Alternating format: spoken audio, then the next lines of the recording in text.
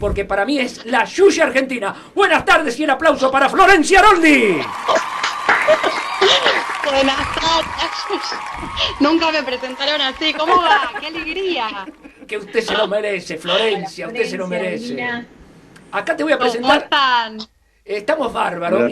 Y acá te voy a presentar a todo el equipo. Hola. Analía, que te quiere mucho. Hola, Florencia. Sí, yo también. Buenas. Mónica Campi en Wilde. Hola, Mónica. Mónica, ¿estás ahí? Saludala. Sí, acá estoy. Ah, bueno. Juan Carlos, el hombre de la empanada de Tucumán. Juanca, no lo puedo curar, no lo puedo curar. No lo puedo curar. Bueno, Florencia, somos 4 y te vamos a hacer preguntas por todos lados, ¿eh? Así que... Me encanta. Bien. Venga. A ver, Moni, empezá con la primera pregunta para Florencia Aroldi. Bueno, me encantó una frase que te leí, que de una entrevista que te hicieron, que para vos escribir es un ejercicio fascinante para transmitir amor, para no tener aburrimiento y que las obras lo primero que tienen que hacer es divertir. Contame un poco todo esto. Sí, bueno, sí, tal cual. Primero es algo que me apasiona, es jugar. Es como lo más parecido es esa sensación de la infancia, del juego, donde perdés la noción del tiempo. Por un lado es eso. Con respecto a divertirme, también siempre cuento que mi mamá, que es María Ibarreta, le mandamos un beso. Un beso. Siempre que la fui a ver, que le iba a ver a un ensayo general de algunas de sus obras antes del estreno, lo primero que me preguntaba era si me había divertido en el sentido profundo de la palabra, ¿no? Si esto que Cartoon, mi maestro de dramaturgia, dice tener entre, ¿no? Como te tiene que entretener. Después viene lo racional, eso como una instancia posterior, que si viene, bienvenido, ¿no? Si el arte te hace reflexionar, está buenísimo, pero a lo primero que apunta es a lo sensorial, a los sentidos, ¿no? A lo emotivo, donde no participa la razón. También me acuerdo que Chacho, Osvaldo Dragún, cuando estábamos en algún también momento así de ensayo o algo, o antes de una función le decía a mi mamá, divertite María, divertite. Es como, bueno, un legado súper importante que me parece que bueno, está atravesado por lo lúdico y necesariamente por lo amoroso, o sea, como acto de comunicación o por todo lo que implica poner en movimiento y en marcha este mecanismo de lo teatral que empieza a veces desde la escritura, para los que trabajan con un texto ya preestablecido, y es un acto de amor y solamente se puede llegar hasta el espectador con amor, o sea, no hay otra manera, no encuentro otra manera o no quiero habitar otra manera, porque bueno, también en mí el teatro está ligado desde mis orígenes por el amor, todo lo que tiene que ver conmigo. Hasta mi hijo, digamos, al papá de mi hijo lo conocí haciendo una obra de teatro porque es músico, todo, y mis mejores afectos y mis amistades están relacionadas con lo teatral de una u otra manera, así que en la ficción y en la realidad el amor es lo que tiene y motiva mi escritura, sin dudas. Estamos hablando con Florencia Aroldi, una prestigiosa dramaturga, y ahora le voy a dar el paso. ¿Te gustan las empanadas tucumanas, Florencia? Pero con un poquito de limón. Bueno, muy bien. Entonces ya tenés una docena de empanadas que te va a mandar Juan Carlos Blanco. Juanca, la primera pregunta para Florencia. Sí, estaba pensando y escuchando atentamente, y interpreto también que lo que decís tiene que ver con el disfrute personal, ¿no? Esto de divertirse profundamente, en el sentido más intrínseco de la palabra. Ahora, claro, interpreté bien en ese caso. Preguntarte algo que leí de vos. Vos decís en un momento que escribir es profundizar en un interrogante, una duda. ¿A qué te referís? Sí. ¿Cómo me leyeron, Muy bien. ¡Epa! Este es un equipo de primera, mi amor. Un equipo de primera. Son todos Messi. Sí, seguro. O sea, yo también digo que el motor que enciende la chispa de mi escritura, o sea, como el arte en general y en particular, o sea, es la curiosidad. La curiosidad tiene que ver con esa zona de que lo que uno no conoce. Si todo es conocido, no hay curiosidad, morís. Entonces, y también la escritura está vinculada en mí por un profundo interrogante que tiene que ver también con mi vínculo con la muerte a muy temprana edad, con la muerte de mi papá, de Haroldi, mi papá Norberto. También en mi familia un primo mío muy chiquitito, Maxi, falleció cuando yo era muy chica, y eso me puso como ante la gran pregunta sobre la existencia, nada más y nada menos, a muy temprana edad. Entonces, esa es como la pregunta, ¿no?, mayor, madre, digamos, si se quiere. Pero siempre hay algo de esto, de estar en contacto con quiénes somos, pero qué es existir, ¿no? Y todas después las obras pueden tratar de distintos temas que serán sus preguntas, pero lo que abraza todo, porque es el punto fijo, ¿no? Ese interrogante ante esto, que es un misterio, milagro, incertidumbre, lo que sea. Entonces, así como a mí me gusta mucho la filosofía, como Aristóteles dice que lo importante es mejorar las preguntas, no tanto las respuestas. Las respuestas pueden ir cambiando, pero lo importante es el ejercicio de la duda, que ahí uno ejerce su libertad, que el teatro, como decía Chacho, también es la posibilidad, da la libertad de ejercer la libertad individual y colectivamente. Entonces, es la duda ante todo. Y siempre deja la obra abierta, porque es esa zona también para que el espectador, la espectadora, se contagie también esta inquietud y en la capacidad de asombro y de apertura, ¿no? Entonces, cada obra es eso, es mejorar, es un recorrido desde lo teatral por una pregunta, pero también para mí cada obra es investigar, estudiar algo que tenga que ver con la temática de la obra en sí. Mire. Es este doble juego entre ir como conociendo más y bueno, como decía también Sócrates, solo sé que no sé nada. Uno va como ahondando y se va dando cuenta que en realidad el tema, la pregunta, y nadie tiene respuesta. ¿Es un punto de partida también para empezar a escribir? Sí, necesaria, eso porque es un punto de partida no racional, como decíamos antes, sino de la posición del ser, ¿no? O sea, es lo que me mueve, es lo que me conmueve a escribir, a empezar a indagar sobre algo. Si yo sé de lo que voy a escribir, por ahí es muy abstracto esto que estoy diciendo, pero si yo sé, y para eso no escribo, porque ya lo sé, hay algo cerrado, es algo que cae, no está vivo, no hay lucha. No hay lucha, porque en una obra de teatro hay personajes que encarnan pero determinadas posiciones, dudas, ¿no? Los personajes son metáfora de otra cosa, y esa otra cosa es o la idea o esta misma pregunta que van debatiéndose en esa pulseada con knockout técnico, con empate técnico, digamos. Me gusta que los personajes queden vivos en esa contradicción, en esto siempre abierto. No sé si es muy abstracto por ahí lo que digo, pero sí, la duda y la... Porque si no sería otra cosa, no sería arte, ¿no? Quiero decir... Sería otra área, otra disciplina. Sería un expediente judicial, sería una receta, un manual de instrucciones, un protocolo, es arte. Y el arte es la herida abierta sangrando, como pregunta. Para mí, siempre desde mi ventana, ¿no? Que mi subjetividad. Cada artista tendrá su respuesta. Quiero decir ahora que yo primero la conocí a Florencia Haroldi por su escritura. A mí me dieron el texto de Caprichosa y ya directamente ya ahí empecé con mi cabeza, primero me encantó la obra y ya empecé a ver cómo eran esas tres mujeres y gracias a Caprichosa aprobé Dirección 2 en Laguna. Por eso estoy muy contento de estar hoy con Florencia en la cátedra de un director que usted conoce, Basalio y Cintia Miraglia.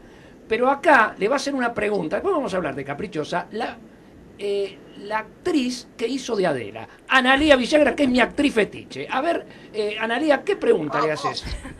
Hola, Florencia, sí. Primero decirte que me divertí mucho haciendo de Adela. Es cierto que tus obras divierten. Vimos el año pasado Celosía en el... ¿Dónde era? En el IF la vimos. En el IF. Pero también divirtiendo expresa muchas cosas. Caprichosa expresa muchas cosas. Muestra en ese momento, años 90, años de mucha superficialidad, esa cosa de lo político como algo malo. Y todas las obras que conocí, sí, uno se divierte, pero se queda pensando. ¿Es así, Flor? ¿Es así, Flor? Sí, la verdad que sí. Esa es la intención. Esto que decías, de por ahí que expresa muchas cosas, es un poco lo que decía antes, que el arte como es metáfora y cada personaje es metáfora, cada lugar donde supuestamente se representa también es metáfora de otra cosa, o sea, una casa nunca es una casa, una mesa no es una mesa, todo es lo que no es, ¿verdad? O sea, entra en este juego de la metáfora. Entonces, eso a la hora de empezar a escribir, juego con eso. Yo digo, bueno, a ver, desde mi subjetividad, y no necesariamente es un sentido hermético que tiene que el espectador entender esto, es un punto, es un juego, es un punto de partida. Entonces, yo ahí me pregunto, bueno, los tres personajes de Caprichosa, Amanda, metáfora de qué, y juego con eso, y lo encarno, también como dice Aristóteles, carácter en acción. A eso le doy una acción, le invento el cuentito, la historia. Esto, digamos, siempre intento y me ocupo de que una obra tenga por lo menos estas dos instancias, me estén contando por lo menos dos cosas. Cuando una sola obra te cuenta, siempre desde mi punto de vista, una sola cosa y no llega a ser metáfora, no hay ese arco que te da la posibilidad de colores distintos, de matices, donde el espectador completa, ¿no? Entonces, siempre juego con estos dos puntos y ahí es donde para pensar, ¿no? O sea, está el juego, este dispositivo lúdico de la acción, de lo que está pasando, de la historia, pero detrás de eso, para el que quiere, como todo, ¿no? El que por ahí tiene por ahí más conocimiento sobre un tema o algo, va a poder profundizar. Sí. Dicen que una buena obra comienza cuando termina, ¿no? Y me parece que tiene que ver con esto. Cuando hay un trabajo de estructura que va más allá. Y vuelvo también, lo que para mí es el teatro. Yo vengo de una fracción, digamos, de artistas del teatro independiente. Y el teatro independiente está atravesado por lo político, el contexto, y donde el arte es un instrumento lúdico, digamos, pero también para esto, para pensar, para estimular al espectador y, bueno, de formación también, ¿no? Entonces, para mí necesariamente el arte y lo social y lo político están entrelazados. Por ahí otros tipos de teatro que no, digamos, pero bueno, yo estoy en ¿no? Yo vengo del teatro independiente. Sí, leí también en una nota que dijiste que tu historia en el teatro tiene mucho compromiso social. Claro, o sea, yo digo, Chacho Osvaldo Dragún, que es la persona que hace pareja, fuimos familia durante muchísimos años, fue la época donde él fue presidente de Teatro Abierto, ¿no? Entonces, digamos, para los que no saben, en la dictadura fue un movimiento cultural de resistencia para visibilizar el teatro nacional. Cuando ponen la bomba en el Teatro Picadero, llaman a mi casa a 2 de la mañana, yo tenía 7 años, y fuimos, mi hermano, y que tiene Sebastián 1 año y medio más que yo, y fuimos al Teatro Picadero, digamos, y vivir esa realidad de las manifestaciones, de las reuniones en mi casa, donde venían todos los dramaturgos a mi casa, desde esos asados, que para mí, yo era chiquita y eran como señores grandes y serios. Bueno, me crié en eso, entonces el teatro para mí era un lugar de resistencia, de transformación social, de reflexión política, de resistencia de verdad, donde estaba la vida, digamos. Donde ahí más que nunca en Teatro Abierto tuvieron que hablar en metáfora porque ahí se jugaban la vida. Entonces vengo de ahí y con, bueno, personalidades como mi mamá, Chacho, toda también la herencia de lo que me dejó mi papá, que lo conocí más a través de los libros que el tiempo que compartimos. Bueno, necesariamente era una buena oportunidad para atajar, digamos, y contaminarme con toda esa atmósfera que estaba ahí, que respiraba yo. Muy bien. No lo puedo entender de otra manera el teatro. Claro. Mónica Campi, ¿con alguna pregunta para Florencia? Sí, más que pregunta, me quedo con la reflexión de Florencia de decir, bueno, esta teatro-acción como posibilidad y compromiso para transformar la realidad. O sea, tenemos reflexión, por un lado, reflexionar sobre la acción y a su vez, o sea, como un intercambio, como una dialéctica entre la acción y la reflexión, ¿cierto? Siempre es algo dinámico y nunca es algo ya predeterminado como lo que estabas diciendo. Tal cual. Sí. Y ahí lo relaciono con lo lúdico, con la capacidad de creatividad y la posibilidad también de transformar la realidad. Me quedé en esa reflexión que hiciste, y algo que me gustó mucho es cuando dijiste que escuchás a todos los actores para armar una obra, pero también utilizás los silencios, que recortás, no recuerdo bien cuál fue el verbo que usaste, pero que trabajás con los silencios también. Sí, dame un poquito esto. Sí, yo últimamente me está pasando que me convocan mucho para escribir a pedido, y a mí me encanta, justamente por esto. Primero porque es una invitación divina, súper divertida, y también lo que me posibilita es conocer a la otra persona aquí y ahora, y se hace un lazo por todo lo que venimos diciendo, precioso, que para mí me dan ganas, me estimula. Sí, y más que el silencio, por ejemplo, nos juntamos con actrices y actores y entonces te cuentan, porque es típico que te dicen, tengo algo para contarte porque es buenísimo, y por ahí te están contando, y es como los niños y las niñas, y de repente se filtra algo, y yo eso que se filtra, que aparentemente no era lo sustancial que me iban a contar, yo de ahí me agarro, Entonces es un poco ir por la escucha en zigzag, porque como siempre, ¿no? Lo que está preparado es lo menos rico. En cambio, lo que surge del encuentro auténtico, ¿no? Que surge esa comunicación que no estaba planificada, sino que porque pasó algo, salió eso. Y ahí eso es oro para empezar a escribir. Es fantástico. Y me gusta mucho, y bueno, la verdad que estoy mucho en eso, y también por ahí, también Pablo Razúk me propuso que escriba hace un tiempo la obra de Scalabrini, sobre la vida de Scalabrini, y ahí era estudiar a alguien, bueno, ya ahí no es el que me convocó, ya es otra metodología, pero sí, es que el teatro es comunicación, sí. Es como una investigación biográfica la que haces, en este caso con Scalabrini. Sí, tal cual. Donde en el caso de Scalabrini fue casi 2 años de volver a estudiar nuestra historia, que uno la estudia en la primaria mal, la estudia en el secundario mal, Sociedad y Estado, por ahí la estudias un poco mal, pero un poco más. Y después, como todo, ¿no? La necesidad es lo que te va llevando digo, yo necesito que Scalabrini hable, ¿cómo hable? Necesito conocerlo. Y siempre es con el filtro de mi subjetividad, nunca estudias lo otro. Claro. Siempre es, bueno, por algo, cuando me pide Pablo Razúk, que escriba, primero me dijo, bueno, lo único que sé, porque él venía a hacer unipersonales, es que quiero que sean 2, porque no quiero irme de gira solo.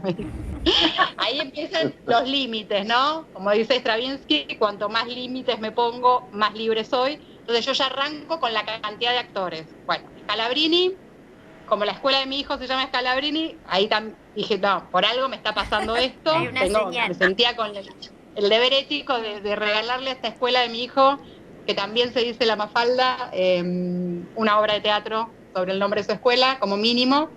Y bueno, me dijo Scalabrini y la compañera que Mecha, Mercedes, que finalmente, ahora estamos así con la pandemia, lo hace nada más y nada menos que Alejandra Darín, que es la actriz que se me metió en el proceso creativo, con dirección de Sebastián Berenguer.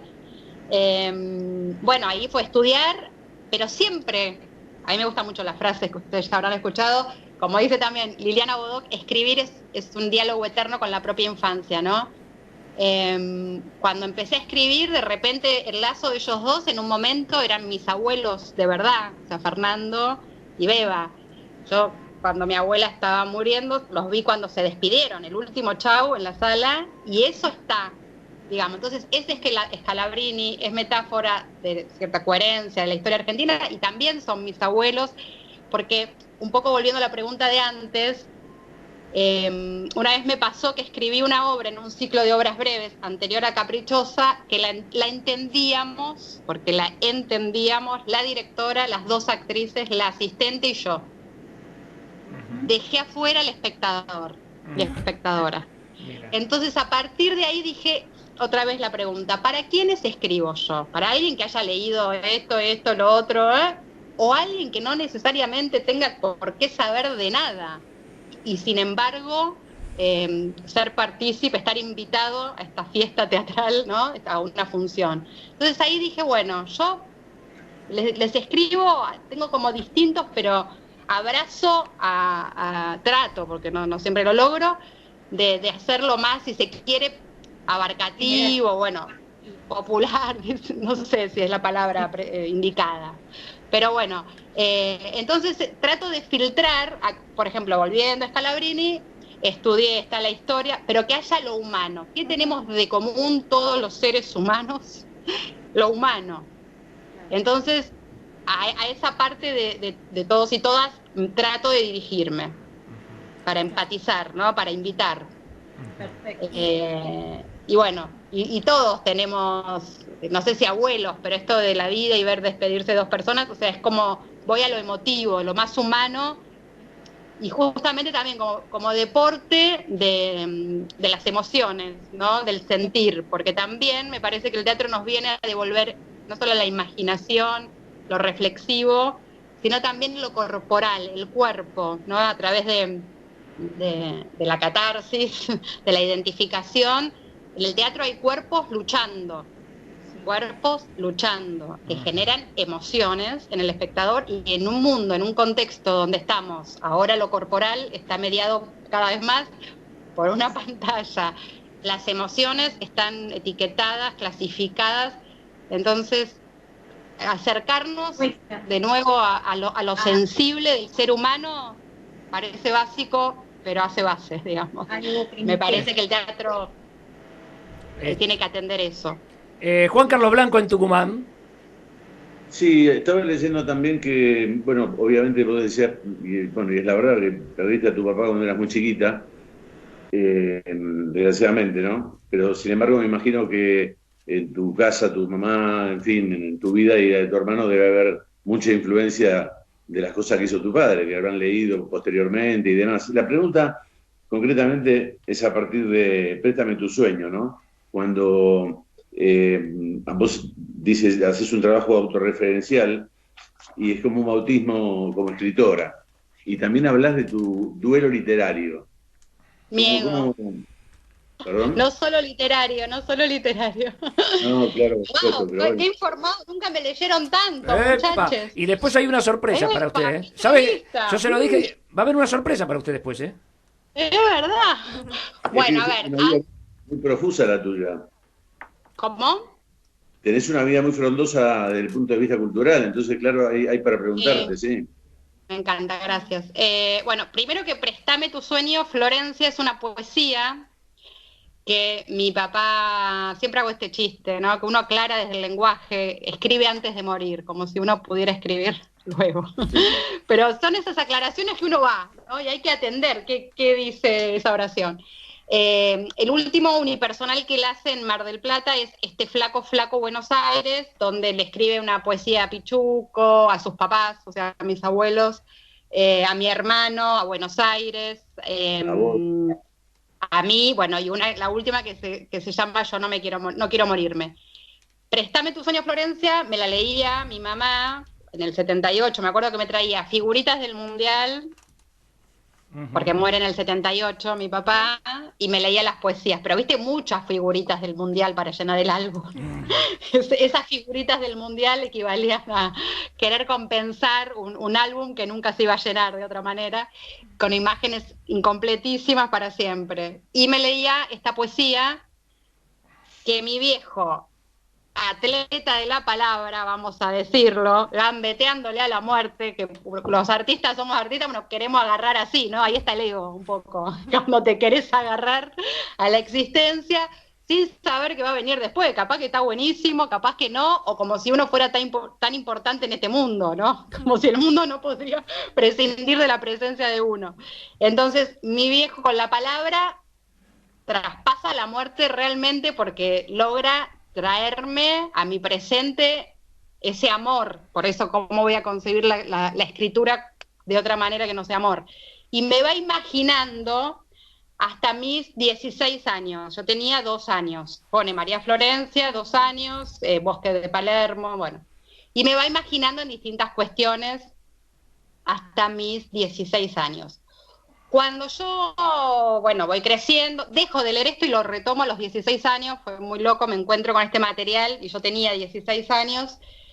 Bueno, luego de eso yo termino el secundario, me anoto en la carrera de dramaturgia, entro a la carrera de dramaturgia, todo muy conflictivo porque los maestros eran Perinelli, Cartoon, y yo decía, pero yo entro porque entro yo, entro porque soy Aroldi, entro porque soy la hija de Dragún, esta cosa que uno necesita siempre legitimarse, nunca alcanza, ¿no?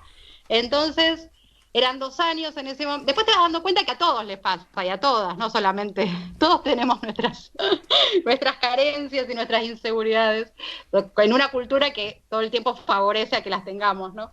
Entonces, eran 2 años, me acuerdo, y yo hago el primer año y no me animaba a dar los finales, le tenía pánico a los finales. Luego yo empiezo esta carrera mía de dramaturgia, pero como yo siento como al costado, al margen, ¿no? Un poco. Como que no, para que no me vean mucho. Aparte yo tenía que ser, si era escritora, tenía que ser muy buena escritora, porque imagínate, o sea, hija de Harold, hija de Dragún, tenés que ser muy buena escritora.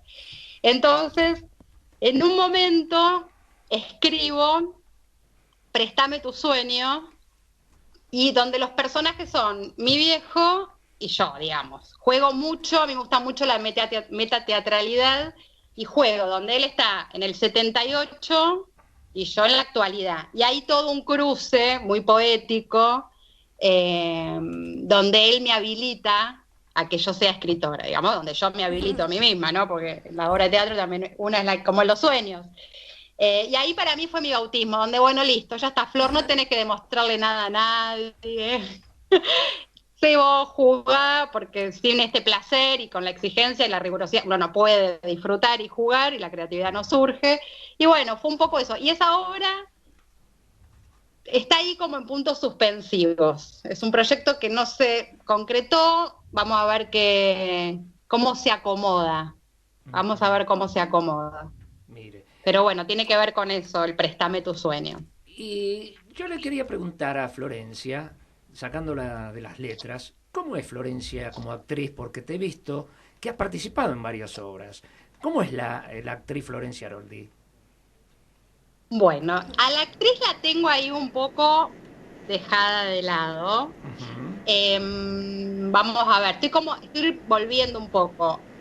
A mí me pasa que con la escritora me llevo mejor porque la escritora organiza sus horarios, escribo cuando quiero, cuando puedo. Ahora tengo Genaro, mi hijo tiene 12, pero cuando era más chico yo necesitaba estar. Y sabemos que cuando estamos ensayando ya empezamos con el caos de los horarios. También me da un poco, debo reconocer, de cobardía debe ser, esto de que todos los sábados a tal hora te voy a estar en función, es como que me cuesta asumir eso. Después, las veces que lo hice, lo disfruté un montón, por eso creo que estoy lista para volver. Pero creo que un poco por ese motivo fui como profundizando más en la escritura. Pero bueno, me gusta, lo que pasa es que claro, como soy tan racional, me cuesta la actriz, porque soy más cabeza.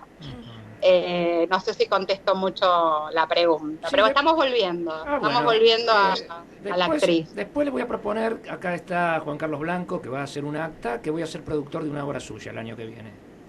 ¡Vamos! ¡Ay, qué emoción! Es otra plata, Daniel, esto ya, ¿eh? Empanadas más una gestión judicial, bueno. La producción.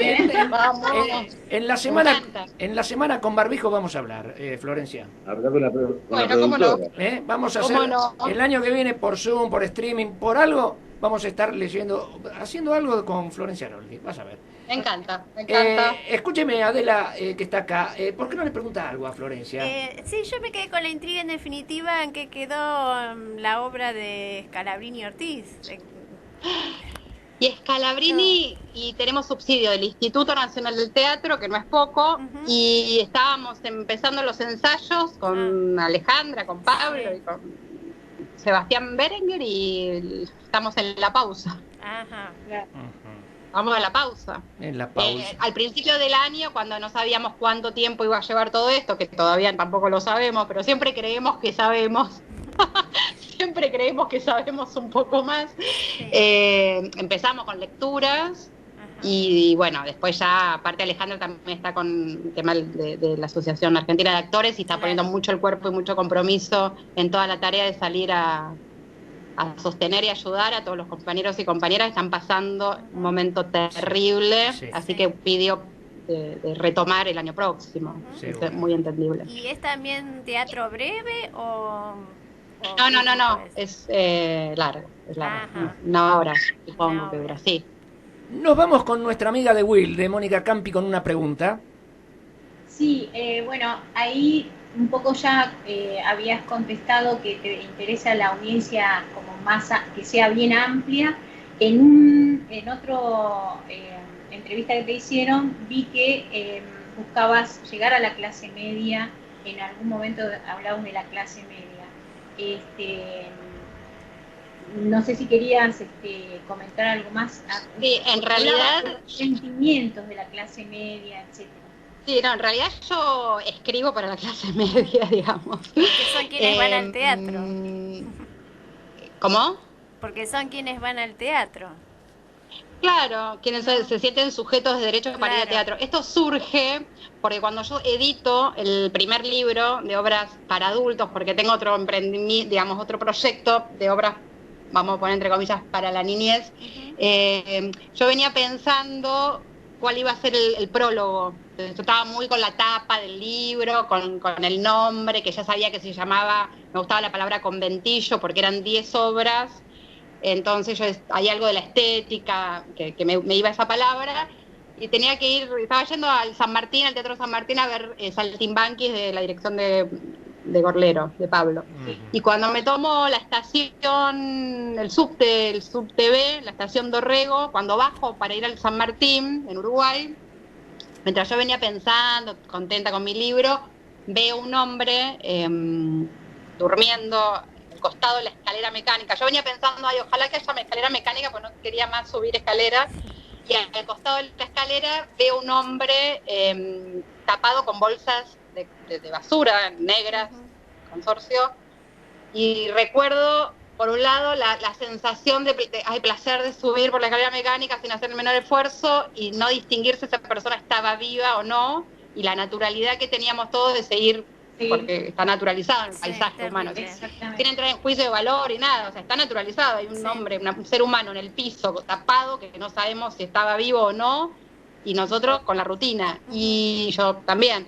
Entonces dije, bueno, para esa persona no escribo, o sea, no estoy escribiendo para esa persona, porque esa persona nunca va a ir al teatro, lo más probable, y nunca va a leer nada de lo que estoy escribiendo, así que ahí le puse molinete conventillo al libro, porque como los que quedamos de un lado del molinete, los que podemos pasar y podemos viajar, y no somos todos en este viaje cultural.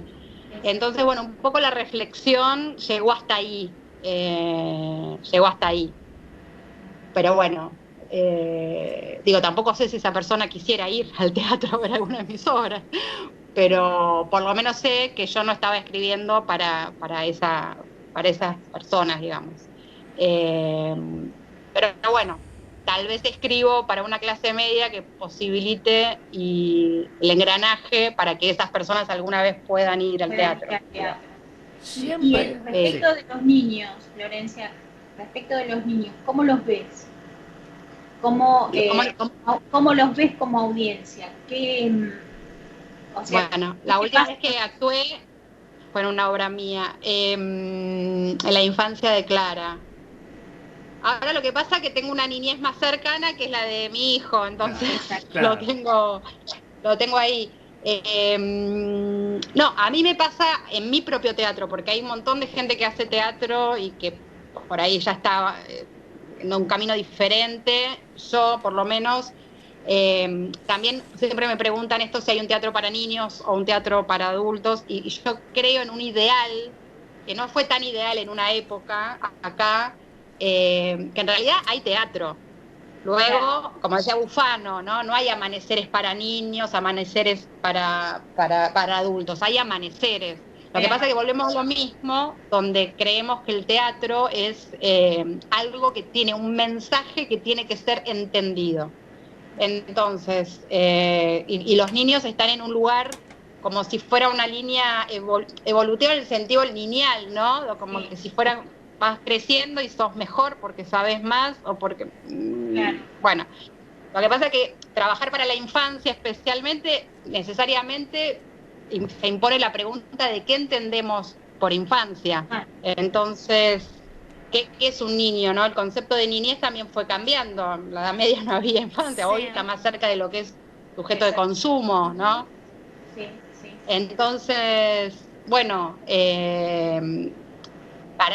para mí hay algo de doble o triple o más Morales en juego respecto a la comunicación en general y respecto al lugar de la infancia y al lugar del ser humano en general, ¿no? Entonces me parece que hay temáticas que están como en un delay con el escenario y el pibe actual. Yo me acuerdo que escribí Prometeo y Cenicienta, una historia con revuelta, que Cenicienta entraba y se iba, o sea, y se transformaba, y cuando la voy a registrar Argentores, como puse Cenicienta, se quedan con un 3%. Digo claro. Esto que, o sea, yo estaba trabajando por la cultura, digamos, del país, y le tengo que dar a los hermanos Grimm, al Fondo Nacional de las Artes, me cuentan, porque uso la palabra Cenicienta. Claro. Después entendí que sí, bueno, que había muchas nenas que entraban buscando la Cenicienta y que después estaba, pero se escapaba de ese cuento, ¿no? Y estaba, por ejemplo, Fuente Alba. El maestro Fuente Alba es uno de los personajes que en la obra era alguien de la calle, donde estaba buscando un lugar en el escenario para dormir con su hijo, y los actores le dicen, no, pero es que es el escenario, no podés estar.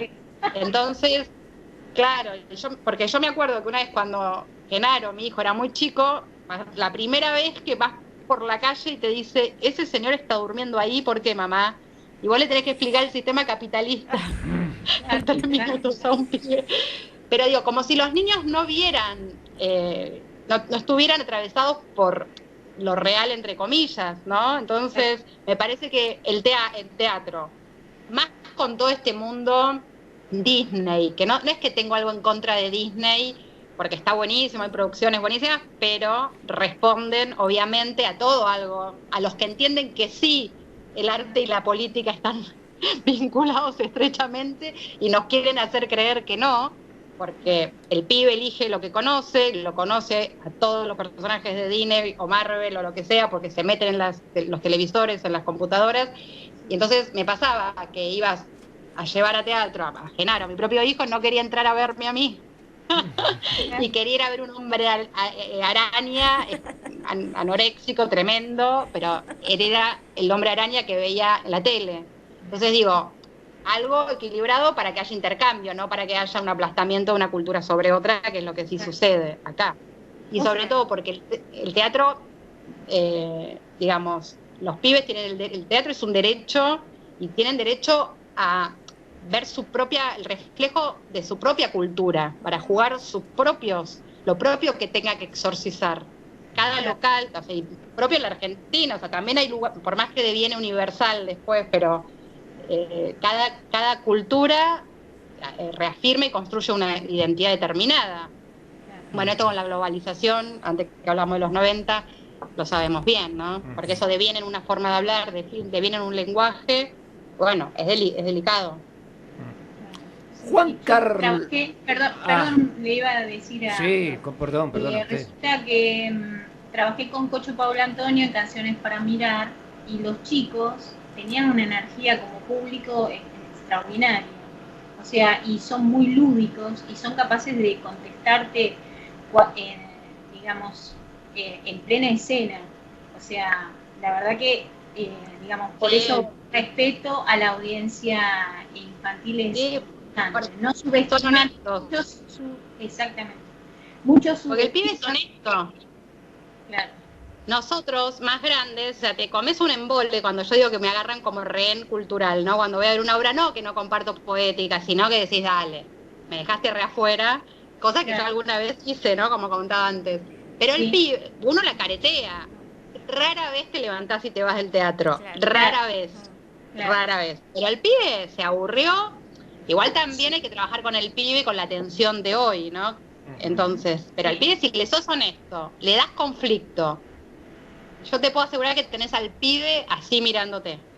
Al pibe mirándote. Y como un objeto estético, que es una obra de teatro tan dinámica, con tantas posibilidades y tantas cuestiones internas, va disparando como tantos espectadores haya, digamos, las temáticas van a disparar de acuerdo a cada uno, porque si no habría esto, vuelvo a lo anterior, un mensaje, una obra de teatro que quiere decir una cosa y a ver quién entendió mejor de los espectadores que hay ahí. No, pero temáticas desde la sexualidad, en la infancia, los abusos, las familias monoparentales, todo lo que está pasando en la sociedad. Pasa que la sociedad no está digiriéndolo, al teatro no llegó. Y con la infancia, bueno, hay otros prejuicios. Por ejemplo, yo las obras que yo escribía, digo porque hace mucho que no escribo teatro pensando específicamente para este público, no eran comerciales. Entonces yo, ¿cuándo se hicieron? Cuando vino Paca Paca. Ahí en Paca Paca tuve la posibilidad con los camiones rodantes por todo el país, Galileo y Azucena, Payasos en la Red. Pero si no hay una política cultural detrás que apoye, impulse y sostenga, es difícil que surja también una dramaturgia nacional, porque no es fácil, porque está vinculado al entretenimiento y a lo comercial. Perfecto. Gracias, Flor. Juan Carlos Blanco en Tucumán. Sí, dentro de lo que venimos desarrollando, bueno, vos venís desarrollando, me quedó no una duda, una pregunta, ¿no? Efectivamente, los argentinos nos debemos una gran transformación cultural que iguale para arriba y no para abajo, volviendo al señor de las bolsas, ¿no? Y a que la gente comprenda que tiene derecho a determinadas cosas, se interese por determinadas cosas, en este caso el arte. Hay una situación o algo que vos dijiste que me llamó la atención, y es que te gustaría que te lean o te vean los que no te leyeron o no te vieron. Y eso, ¿cómo lo... No sé cómo decirte, cómo lo interpretás vos, pero cómo lo hubieras materializado si tuvieras la posibilidad de encararlo. Bueno, claro, porque al no transformarlo en un plan de acción, queda como en algo hasta irresponsable también, porque me doy cuenta, pero no hago nada para eso igual, ya voy a llegar. No, hice un proyecto que se llama Leamos Teatro, con mecenazgo hace unos años, que tenía que ver con garantizar el acceso, facilitar un aporte obviamente a todo lo que hay que hacer y se puede hacer, a que cada pibe, que lo hice con Julio Cortés, responsable pedagógico en aquel momento del programa Teatro en las Escuelas, que lo inició Roberto Vega, fue mi primer maestro en el Labardén, donde cada chico tenía un libro con estas de las obras que escribí para chicos, con material didáctico, pedagógico, cómo leer teatro. Una de las obras es Galileo y Azucena, que es un romance imaginario entre Galileo Galilei y Azucena Villaflor, por ejemplo. Entonces, introducías, también lo hicimos en Teatro por la Identidad, introducías, para hablar después con los pibes, acerca de esta temática. Volviendo a la pregunta, entonces, sí me gustaría ampliar públicos, en el sentido, siempre diciendo que lo que es bueno para mí a lo mejor es bueno para otros. Yo creo en eso, ¿qué voy a hacer? Yo siempre digo que yo nací en una casa donde la biblioteca estaba a mano como el pan. O sea, había libros, había pan. Esto es lo que dice Roberto Art Cortázar de Art, ¿no? Que Art tiene mucho más mérito porque tuvo que ir hacia el libro, no lo tenía en su casa. Entonces, un poco dar esta posibilidad, pero porque a mí realmente el teatro, yo siempre digo que me salvó la calidad de vida, me transformó. Entonces, me gusta hacer esto, o sea, hacer con proyectos que acerquen sobre todo los pibes y pibas, que en una época de mi vida yo trabajé en un lugar de bajos recursos económicos y culturales, y podía llevar, también vuelvo a esto, por eso digo lo del ego, ¿no? No porque yo tenga oro para darles, sino este intercambio, el estímulo, porque un pibe o una piba atravesado y estimulado por la educación, tiene la oportunidad de ser realmente quien es, ¿no? Como decía mi maestro también, Samek, Alejandro, por ahí hay un montón de pibes que son excelentes violinistas, pero nunca estuvieron en contacto con un violín. Entonces esto, ¿no? Como dar las opciones. A mí, yo pude ir al Labardén, que es una escuela de arte, y yo de chica estuve en contacto con la pintura, con la danza, con los títeres, y te da un montón de posibilidades. Volvemos a la libertad, ¿no? De inventarte, de ser y soñar, y sobre todo, la imaginación, que es lo más propio, y con esa imaginación es con la que renovamos la sociedad, renovamos nuestra vida, y somos libres, no vienen a decirte, ¿no? Qué hacer, qué no hacer. Entonces, en ese sentido, me gustaría, sí, trabajar,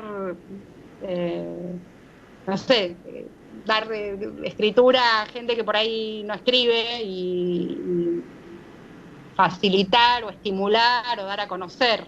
Después los que ya van, bueno, ya van. Pero bueno, ahí es desde el Estado, ¿no? Porque si no estamos todos como haciendo movimientos. Tenemos que apostar y elegir, más que apostar, un Estado que garantice política cultural, el derecho, digamos. Sí. Tal cual. Florencia, Tal cual. ¿alguna preguntita, Juanca? Nos quedan 7 minutos de programa y, no sé, ¿querés? Rápido pasó. ¿Viste que rápido pasó? Un saludo para Ciruela, mis dos queridos perros que tenés vos, ¿eh? Florencia, ¿estás ahí? ¿A los míos? A los tuyos, sí, a Ciruela. Están acá, Ciruela y Dominga. Ah, bueno, un beso para los dos. Están tranquilos. Están tranquilos, ¿no? Ah, sí. Sí. Para mí los perros son la existencia fehaciente de la existencia de Dios. Ah, muy En la bien. prueba de la existencia de Dios. Muy bien. Existen mis perras, existe Dios. Ergo, existe Dios. Quedan 7 minutos, ¿no? Para poder hacer un buen final del programa. Mirá, Sí. ¿Qué pasa? ¿Cómo se llama? ¿Qué quiere decir usted, Florencia, en estos 7 últimos minutos de nuestro programa? ¿Qué mensaje querés decir? perdón. ¿Qué podés decir de tus proyectos que estás realizando en estos momentos? Y después te damos la despedida. Bueno, proyectos, la verdad que estoy con un montón de proyectos. Este era como el año, pero bueno, ahora como dice esta palabra, reinventándonos, adaptándonos. Lo primero que se me ocurre decirte, que hoy tuvimos de ensayo, estoy dirigiendo una obra que escribí, que se llama La Telesíada, Rezabaile Nacional, que es sobre el caso de Marita Verón. Son 11 artistas. Es la telesíada, la telecita como metáfora del caso de Marita Verón. Bueno, teníamos todo el equipo, Mecha Fernández, Ronnie Kesselman, para hacerlo en el IF.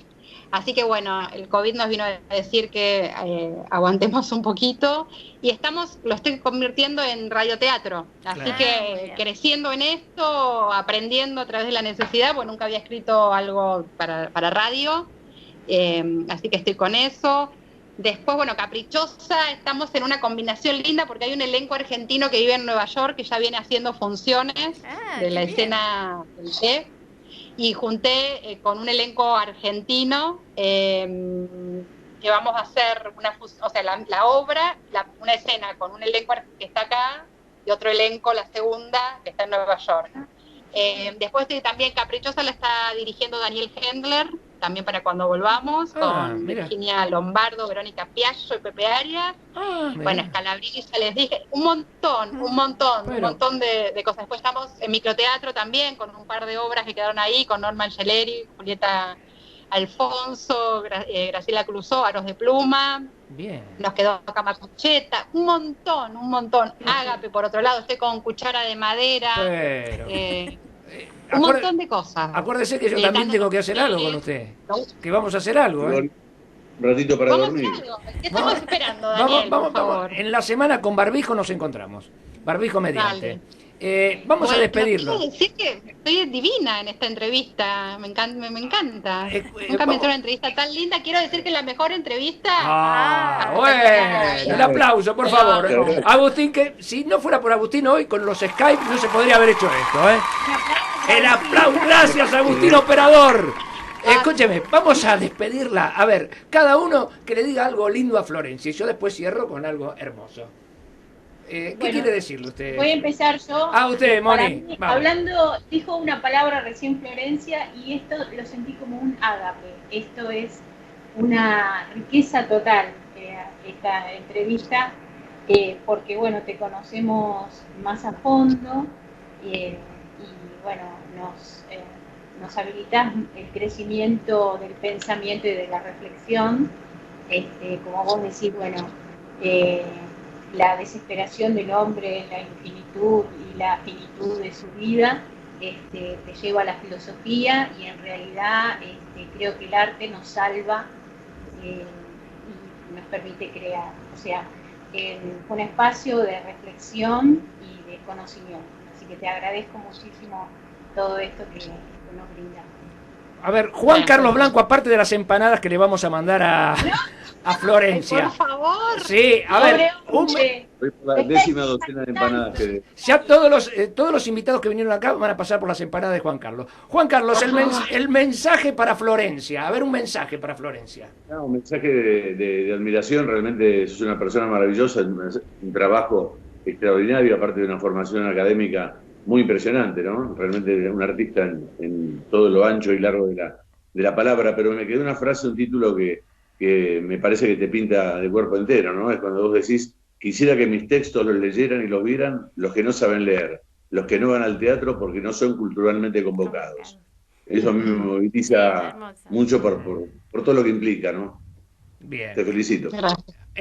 Analía, ¿qué le decís a Florencia? Que nosotros hicimos Caprichosa, tuvimos que estudiar como 3 meses esa obra. ¿Qué le querés decir? Agradecer, gracias por tu arte. Bueno, Flor, Gracias. la verdad, te agradezco mucho. Yo siempre estoy mandándote mensajitos. La verdad que me encanta todo lo que haces. Para mí sos la Yuya argentina, tenés algo angelical. Por eso creo que te dedicaste también a los niños. Una persona muy linda. Muy linda, ¿no? Sí. Gracias por Muchas gracias. No, por haber estado Bueno, aquí con nosotros. Y gracias por el arte de preguntar, que es todo un arte hacer preguntas. Es hermoso. Muchas gracias. De verdad, la mejor entrevista. Me sentí amada. Bueno, ya te vamos a invitar y nos vas a conocer. Ya nos van a conocer en un parque posiblemente. Que voy a hacer un picnic por mi cumpleaños, porque en otro lado no puedo reunir a la gente. Así que vivo por Parque Centenario, así que a lo mejor vamos a hacer un picnic ahí. Al estilo ateniense va a ser. Dale, al estilo ateniense. te voy a invitar. Para el 15 de noviembre te invito a comer una porción de torta en el Parque Centenario. Agendadísimo, escorpiano, perfecto. Gracias, Florencia, por esta nota. Y sabés que nos vamos a despedir con un tema. Operador, lo tenemos en punta a John Lennon, que ayer hubiese cumplido 80 años. ¿Te gusta John Lennon, Flor? Sí, claro. Bien. Sí, claro que sí. Gracias por estar con nosotros esta tarde. Gracias, Moni. Gracias, Juan Carlos. Gracias a todos. Gracias. Gracias, Analía. Nos vemos el próximo sábado. Nos vamos con John Lennon. Gracias, Florencia. En cualquier momento te llamo. Ahora te paso el programa, Flor. Chau, mi amor. Dale, buenísimo. Chau. Nos vamos con John Lennon.